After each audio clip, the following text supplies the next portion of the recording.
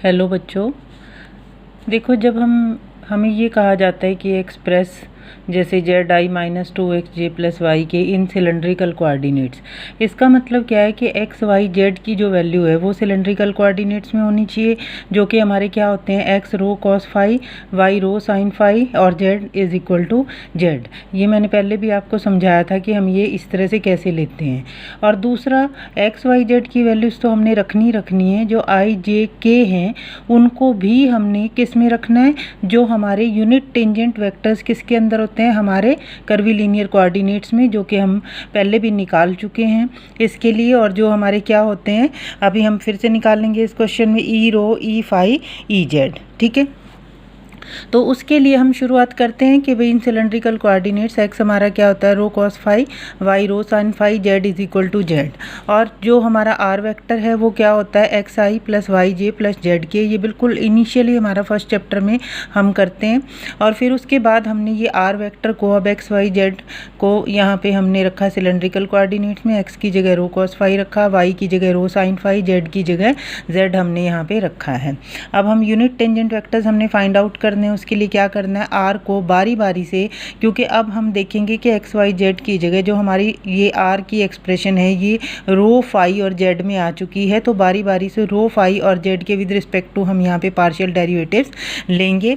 जैसे हमने कर ली आर बाय कर ली रो लिया, जो कि यहाँ पे जब हम विद रिस्पेक्ट टू इसका आर का डेरिवेटिव रो करेंगे तो आप देख सकते हैं कि रो का डेरिवेटिव 1 होगा तो ये कॉस फाई आई आ जाएगा। इसी तरह से रो का डेरिवेटिव यहाँ 1 होगा तो साइन फाई जे आ जाएगा। और इसी तरह से जो जेड है आपका वो क्या होता है, जब उसका डेरिवेटिव विद रिस्पेक्ट टू रो लेंगे वो 0 आ जाएगा। तो हमारे पास ये कर ली आर बाय कर ली रो आ गया। इसी तरह से कर ली आर बाय कर ली फाई निकाल लेंगे हम, इसी तरह से कर ली आर बाय कर ली जेड निकाल लेंगे। अब हमने निकालने यूनिट टेंजेंट वेक्टर्स, उसके लिए हमने ई रो, हम जैसे E1 शुरू में जब हम करते हैं कर्वीलिनियर कोऑर्डिनेट्स हम उसको क्या नाम देते हैं, E1 cap, E2 cap, E3 cap. लेकिन जब हम सिलेंड्रिकल कोऑर्डिनेट्स में इसको लिखते हैं तो E1 की जगह ई रो, उससे ये होता है क्योंकि वहाँ पे हम U V W लेते हैं, तो U के हिसाब से 1 ले लेते हैं और V के हिसाब से 2 ले लेते हैं और W के हिसाब से 3 ले लेते हैं। लेकिन यहाँ U V W की जगह से रो फाई और जेड हैं, तो ये स्पेसिफाई करने के लिए कि जो unit tangent vector according to rho है वो क्या है और अकॉर्डिंग टू फाई है वो क्या है और अकॉर्डिंग टू जेड है वो क्या है।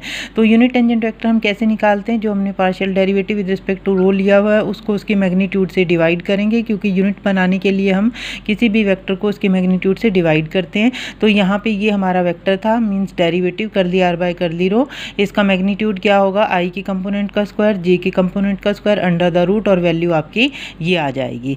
सिमिलरली हम यहाँ पे ई फाई कैप निकाल लेंगे, ठीक है, और इसी तरह से ई जेड कैप निकाल लेंगे। ठीक है, तो वो हमारी वैल्यूज़ जो हैं हमारी क्या आ गई हैं, अब हम उनको फिर से अच्छे से लिख लेंगे यहाँ पे, और वो हमारी वैल्यूज़ हमारे पास क्या आ गई, ये आ गई।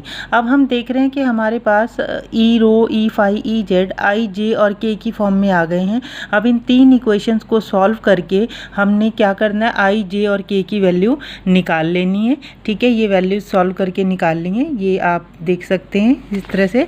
और फिर उसके बाद जब हम फिर से, मैं आपको बता रही हूँ, टू एक्सप्रेस किसी भी एक्सप्रेशन को जब हम सिलेंड्रिकल कोऑर्डिनेट्स में रखना है तो क्या करना है, जो भी हमारी एक्स वाई जेड की वैल्यूज़ हैं वो हमने रखनी है, और आई जे के की जगह जो हमने यहाँ पे आई जे के की वैल्यूज़ जो हैं हमारी ई रो ई फाई ई जेड में हैं वो यहाँ पे पुट कर देनी है। और सबसे लास्ट में जो हमारा काम है, जैसे मैथ में हम करते हैं कि सबसे लास्ट में जाके हमें सिंप्लीफाई उसको करना होता है। सिंप्लीफाई इन द सेंस कि जैसे ई रो की आपके पास 2 टर्म्स हैं उनको इकट्ठा कर दो, ई फाई की भी 2 टर्म्स हैं उनको इकट्ठा कर दो, और अब आपका आंसर आई जे के की बजाय किस में आ गया, ई रो ई फाई ई जेड। यही हमारी एक्सप्रेशन है सिलेंड्रिकल कोऑर्डिनेट्स में। आप लास्ट में जाके आपका आंसर यहाँ कंप्लीट है, लेकिन जैसे आपकी बुक में आंसर दिया हुआ है, जैसे ई रो के साथ जो ब्रैकेट है उसको आप F1 नाम दे दो, ई फाई के साथ जो ब्रैकेट है उसको F2 नाम दे दो, और ई जेड के साथ जो है उसको F3 नाम दे दो। तो आपका आंसर क्या हो जाएगा, F1 e rho cap plus F2 e phi cap and F3 e z cap. और फिर आप लिख देंगे कि F1 हमारा क्या है, ये है, और F2 क्या है, ये है, और F3 क्या है, ये है। The answer is complete. Okay, thank you बेटा।